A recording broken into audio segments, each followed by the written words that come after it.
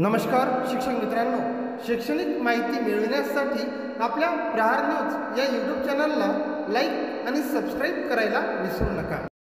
महाराष्ट्रातील तमाम अनुदानित अंशतः अनुदानित शिक्षक शिक्षकेतर बंधू आणि भगिनींनो नमस्कार। निवडणुकीच्या धामधुमीतही मला नोव्हेंबर महिन्याच्या पगाराची ग्रँट कधी येईल याकरता फोन होते।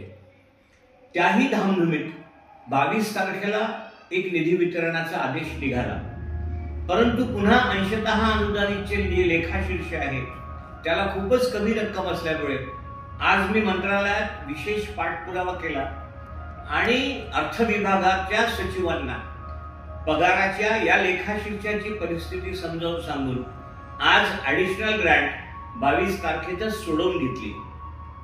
साधारणतः 469, 442, 478, 501 या सगळ्या लेखाशीर्षांना नोव्हेंबरचा पगार पूर्ण नीट होण्याची ग्रँट उपलब्ध आहे।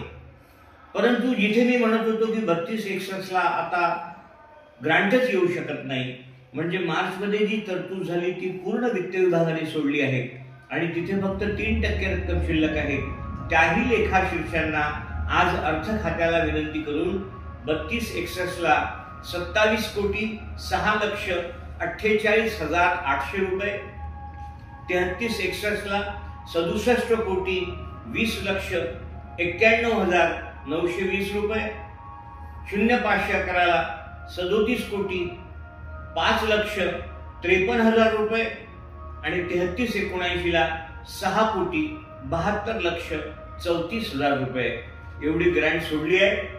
साधारणतः पुण्याहून ती ग्रँट लवकर सुटावी म्हणून मी उद्या पुण्याला जातोय।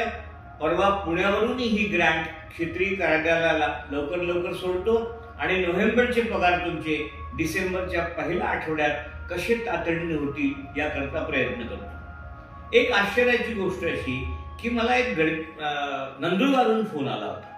त्यांचं असं म्हणणं आहे की त्यांची एप्रिल पासून पगार नाही।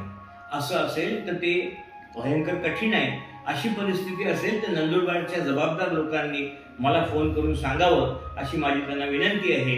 तुर्तास एवढेच, तुम्ही फक्त पाठीवर हात ठेवून लढ म्हणा, मी लढतोय। धन्यवाद।